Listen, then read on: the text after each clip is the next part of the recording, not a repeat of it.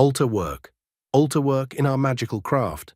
Altar work is vital to me. It always has been.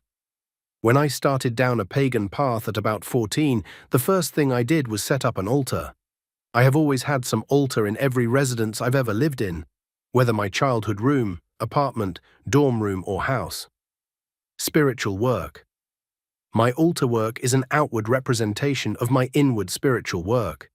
It's a place to consolidate power and a home for the gods and spirits I work with. While I fully recognize the difference between a shrine, i.e., a place for a specific entity to dwell, and an altar, a position to do work, many modern pagans don't make a distinction and combine the two. Whether the practice is right or wrong, I fall into that category. My altars often consist of specific areas dedicated to various deities or spirits with a central shared working surface. My altars are also very low to the ground.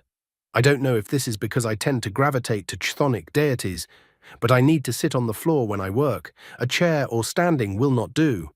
They are also very dynamic and fluid. I never consider an altar finished.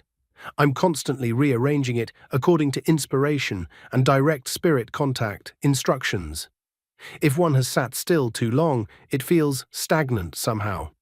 Even before established religions existed, people from all continents have, for thousands of years, constructed shrines, cairns, and altars in caves, forests, fields, and in their homes, transforming mundane and ordinary places into those that were both mystical and sacred. This is true in my own home.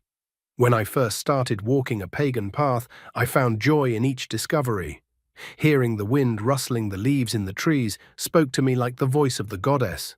Walking along the beach, each crashing wave was like her heartbeat, while digging in the garden, feeling the cool earth between my fingers, I knew I was holding something special. There were age-old secrets in that dark, rich loam. The wind through my hair left me feeling more alive than I had remembered, as I had breathed in creation itself.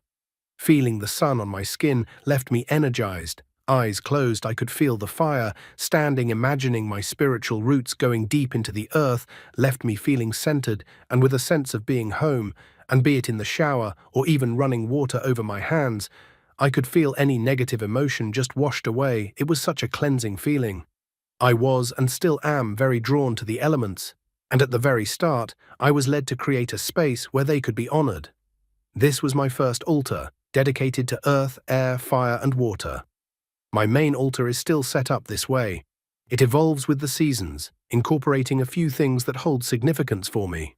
Recently, I discovered a wee bird's eggshell, which unfortunately my kitty stole. My sacred space and working altar are located in the family room, where a table is dedicated to the elements. Incense is burnt here, candles are lit here, hands clap to music here, and drumming happens here.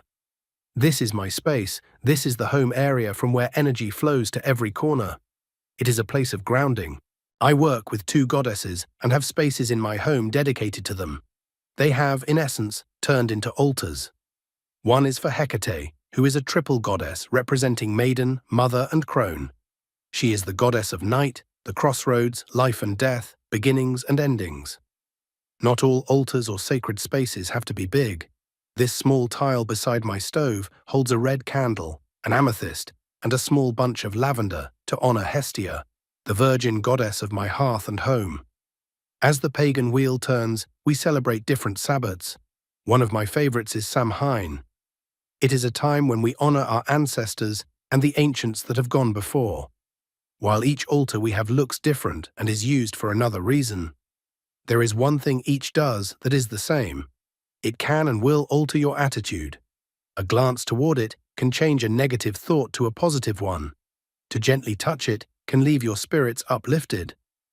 There have been times when I have struggled with my faith, my spirituality. There have been times when I have lost sight of my truth, but one thing that helps me return to basics is a space I have created with a purpose. This space connects me with deity, my Earth Mother, the essence of all things, and, notably, with myself. I have several altars in my home. Some are permanent, such as my altar to my family and my beloved dead. They don't change all that often. When I dust and clean them, all the items pretty much always go back into the same places. Caring for them, sitting in front of them, and even just walking past them. These altars remind me of who I am, where I've come from, what grounds me, and strengthen me for whatever else I do. There are long-term, semi-permanent altars, such as the one set up for Columbia, goddess of freedom and matron of the capital city of this nation. I have my circle, a holy place, but not permanently set up for any specific ritual. My personality inclines me to give my all to those I love, to those I work to heal and to help. But you can't give your all if you expect to have anything left. The rule is the same if you are talking emotional, spiritual, or psychic support. If you damage yourself, how can you help anyone else? A hard lesson. One that I learned the hard way, and relearned again and again. The tile comes out far less often these days. Sometimes all I need to do is think of it and her. I am learning, and when I need her, she is there for me. By G.D. Hancock.